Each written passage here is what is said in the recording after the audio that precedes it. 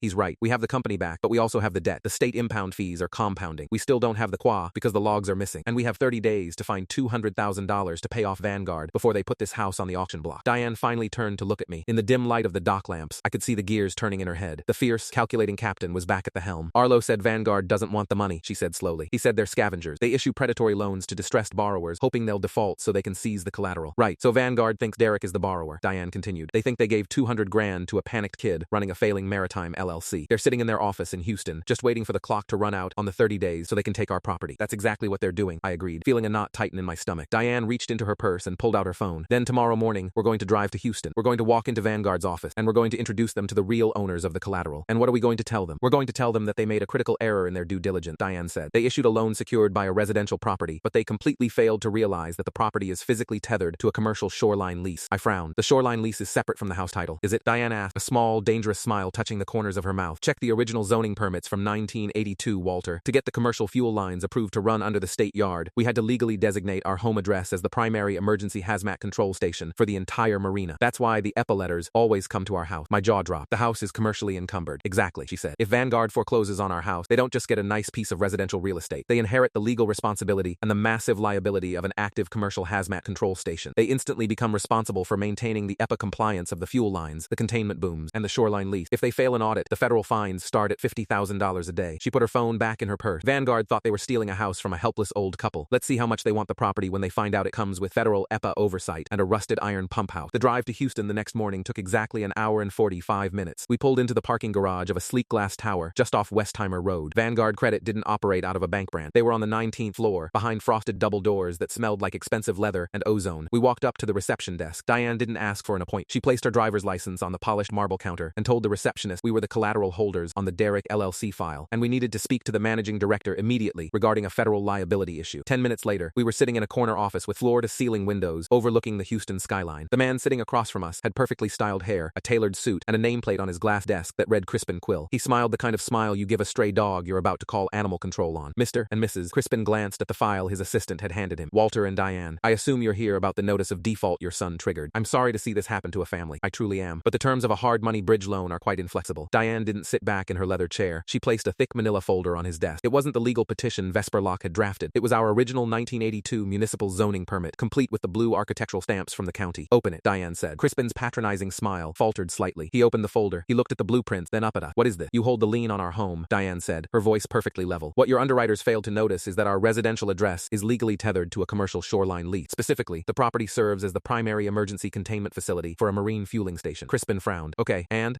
I said, leaning forward, that means the property is subject to strict federal EPA oversight. If you foreclose on our house, you don't just take the real estate, you inherit the commercial hazmat facility. Tomorrow morning, my wife is going to personally call the regional EPA director and inform him that the new owners of the facility have not conducted their mandatory 5-year underwater pressure test, nor are they licensed operators of marine fueling system. Crispin stared at us. He turned to his computer and typed furiously, pulling up the municipal overlay maps for Galveston County. The color drained from his face when he saw the bright red federal environmental overlay sitting directly on top of our parcel. The EPA fines for an unsecured marine fuel facility start at $50,000 a day, Diane added calmly, retroactive to the date of ownership transfer, and they will freeze your corporate accounts to ensure payment. Crispin looked at the 1982 blueprints again. Your son presented this as a clean residential asset. He committed wire fraud. He did, I said, and your firm failed to catch it because you wanted to push through a $200,000 loan at 18% interest in the middle of the night. You got greedy, Mr. Quill. I'll sue the LLC for the balance, Crispin threatened, his voice tightening. I'll bury your son. The LLC is currently insolvent and legally disconnected from this property as of 8 o'clock this morning, Diane said. She pulled a copy of the separation agreement Derek had signed electronically at dawn out of her purse. You can sue my son personally, but he is currently unemployed and has no assets. You wired $200,000 to a ghost broker in Freeport, who is already gone. That money doesn't exist anymore. Crispin leaned back in his chair. The sleek, predatory confidence was gone. He looked like a man who had just swallowed glass. You have two choices, Diane told him. You can proceed with the foreclosure, inherit a federal hazmat facility, and try to explain to your equity partners why the EPA is dismantling your corporate structure to cover the fines. Or, you can sign a full release of lien right now. You void the note, clear the title, and we walk out of here and never speak of this again. You eat the loss. Consider it a tax on your lack of due diligence. Crispin looked at Diane's unblinking eyes. He knew he was trapped. In his world, a bad $200,000 bet was a painful rounding error. A federal environmental audit was a death sentence. He picked up his desk phone, dialed his legal department, and told them to draft an immediate release of lien for our property. By noon, we were walking back to the truck with the stamped, notarized release in my breast pocket. The house was ours again, free and clear. The rest of the week was a slow, methodical reclamation. Diane drove to the storage locker in Galveston and retrieved the waterproof duffel bag. Arlo Wolfe personally delivered the physical maintenance logs to the Sector Houston-Galveston Coast Guard Command. The certificate of inspection for the fleet was reinstated 48 hours later. We paid the remaining state impound fees using the cash Dorian had given us and a small, traditional line of credit Tam Hensley authorized once Trask lifted the freeze on our personal accounts. Frank sent the harbor master's tow barges to bring the Gulf Queen and her sister ships back to slips 4, 5, and 6. Thad Ravenswood sent a flatbed truck to reclaim the 3 jet skis Derek had managed to take delivery of. I didn't even charge him a docking fee to get them off my property. I just wanted the plastic off my wooden dock. As for Derek, he and Kimberly packed up their rented house on the west end of the island that weekend. They didn't call. They didn't stop by the marina. Frank told me he saw Derek loading a U-Haul trailer on Sunday morning, looking pale and exhausted. I heard through the harbor grapevine that Kimberly's father had offered him an entry-level logistics job at his warehousing company in Houston. A desk job. No water, no tide, just spreadsheets. On a Tuesday morning, exactly 1 week after Derek had locked us out, Diane and I walked down the boardwalk to the commercial slip. The sun was just coming up, painting the water in shades of copper and gold. The Gulf Queen bobbed gently against the heavy rubber fenders. The engines had been cold for a week, but the fiberglass hull was clean, the decks washed down. I stepped aboard, feeling the familiar slight roll of the deck beneath my boots. My bad knee ached, but it was a good ache, a working ache. Diane climbed up the ladder to the bridge. She didn't look at a tablet. She didn't pull up a digital booking app. She reached into the helm station, pulled out her thick, leather-bound logbook, and opened it to a fresh page. She clicked her pen. Start the port engine, Walter, she called out. I turned the heavy brass key. The diesel rumbled to life, a deep, steady vibration that traveled up through the soles of my feet and settled right in my chest. It sounded like a heartbeat. We had a charter booked for 10 o'clock. A family from Dallas. 6 people. Standard Gulf tour. It wasn't a $1 million corporate buyout. It wasn't a modernized, automated revenue stream. It was just an honest day's work on the water. I untied the stern line, coiled it neatly on the deck, and looked out at the open channel. The tide was coming in.